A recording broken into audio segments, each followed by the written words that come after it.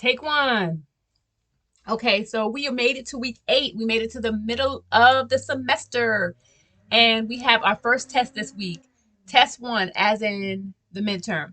And this test is worth 100 points. There'll be 50 questions. Each one is worth 2 points. They're all multiple choice.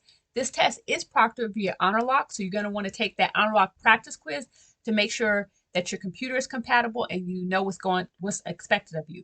The HonorLock practice quiz is brief, but it lets you see that you need a camera and a microphone. You need to have a valid ID, okay? And so that is necessary to take this test. I will tell you that this HonorLock is a $5 fee to use HonorLock, okay? If you don't want to pay $5 per assessment, you can pay $10 and that will cover the entire semester. We do have 2 tests in our class, the midterm and the final. So if you wanted to pay $5 per test, that's not a big deal. However, if you don't score as highly as you would like on the first test, I offer a makeup test, an alternate for test one only for the midterm. And so you could take the alternate at the end, but that's proctored via HonorLock. Hence, if you do the unlimited, you could take that third test with no additional fee.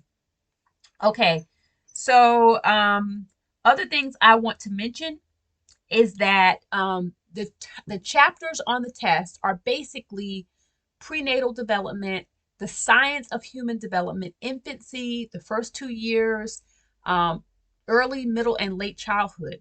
That's what's on the test. So it's 8 chapters in our Kathleen Stathenberger textbook, Invitation to the Lifespan. Lots of good information.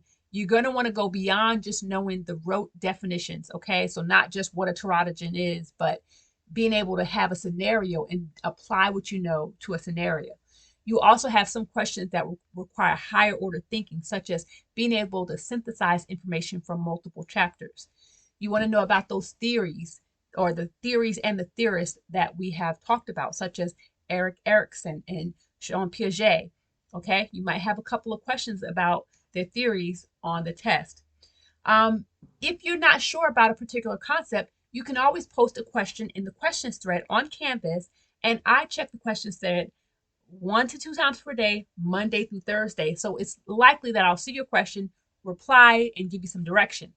If you post a question and it's outside of my hours of working at the college, I have to tell you that I have a sweet spot or a soft spot in my heart for students. And during test weekend, I usually check on over the weekend. So if you post a question, I might even see it on the weekend. But in the event that I didn't see it until Monday, your classmates can also reply. When you post on the questions thread, it's an open forum and anybody can reply. And it's a great way to connect with other students and to make sure everybody's on the same page. Now, as I mentioned before, if you're not happy with your score, you're welcome to take an alternate at the end, and that will sub in for whichever score is higher, the first attempt or the second attempt. Okay.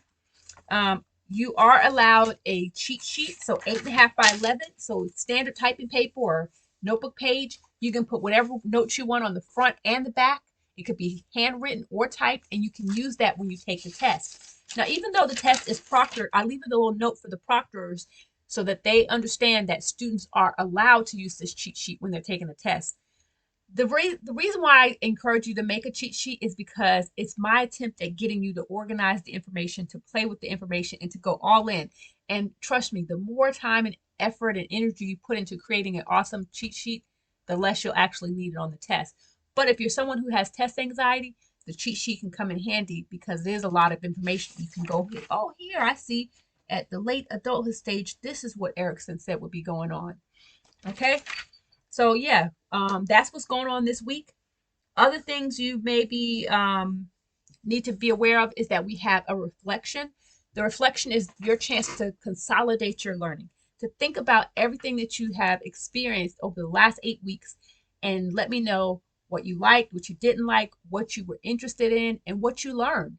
There are guided questions, so use the questions in the instructions and make sure you answer each one to the best of your ability. This is a writing assignment, so you want to make sure you proofread and you get rid of any mechanical or grammatical errors, and you use spacing so that it makes it easy for me to read and understand what you're trying to communicate. Okay, so the test is multiple choice. It's no writing, but the reflection is writing. And it's not more than a page or half a page for the reflection. The test is worth 100 points. The reflection is worth 10 points.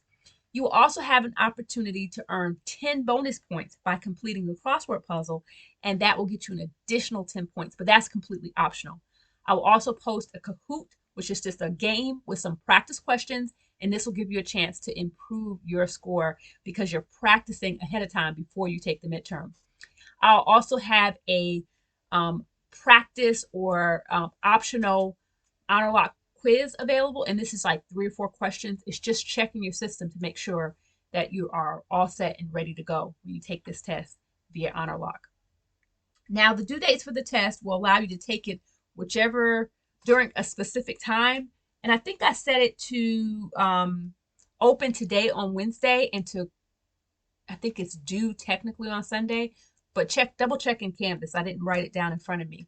I usually leave tests open one extra day so that when it closes is the day after the due date. So if you were running late on Sunday, you didn't get it done, you would still have until Monday to get it done.